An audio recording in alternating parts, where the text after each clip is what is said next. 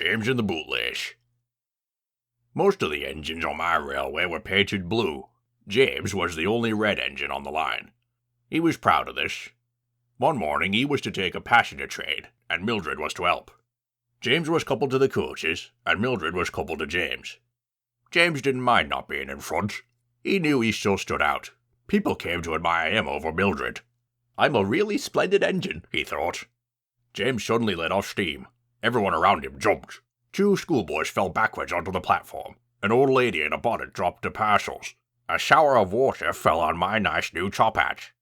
Then the guard blew a whistle and James thought they'd better go. Go on, he puffed to Mildred. Don't push so hard, don't go so fast, replied Mildred crossly.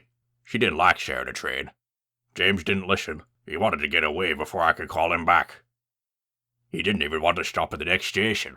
Mildred tried to stop, but the first 2 coaches would be on the platform when they'd finally come to a halt. They had to go back to let the passengers out. People came to see James, and so he felt better. But that afternoon, he was quiet as he and Mildred were bringing the train back to the big station. He was nervous about what I would have to say about my top hat. That evening, when James got back to the shed, there I was. I spoke severely to him. Carry on like that, and I shall take away your red coat and have you painted blue. James didn't like that at all. The next morning, James found he had to shunt his old train. He was cross. He was rough with the coaches as he brought them to the big station. Come on, he called rudely. All in good time, said Joris. James gave the coaches a bump when they reached the platform. Gordon never has to fetch his own coaches, he grumbled, and he's only painted blue.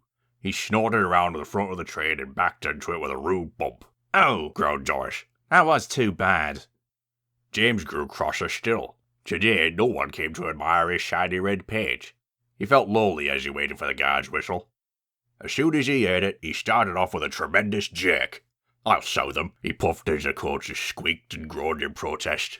The train picked up speed, and soon they were going so fast that they swayed from side to side. Hurry, puffed James. You're going too fast, replied Joris. James laughed and tried to go faster. Then suddenly, he found himself going slower and slower. What's the matter? He asked Charlie as the train ground to a halt. The brakes are hard on, answered Charlie. I'll bet you've made a leak in the pipe with all your rough treatment. Charlie and Lizzie, the guard, went along the train and soon found a hole in the brake pipe. How shall we mend it? Asked Lizzie. We'll use newspaper and a leather bootlace, replied Charlie. So Lizzie went along the train, asking the passengers if they could spare a bootlace. As she walked down the coach corridors, she saw that one passenger, whose name was Jeremiah, tried to hide his feet. She approached his seat. You have a leather bootlace there, I see, sir, she said. Please give it to me. I won't, said Jeremiah. Well then, said Lizzie, I'm afraid the train will just stay where it is. The passengers began to complain about what a bad railway it was. Lizzie locked herself into a compartment, and Charlie made James let off steam.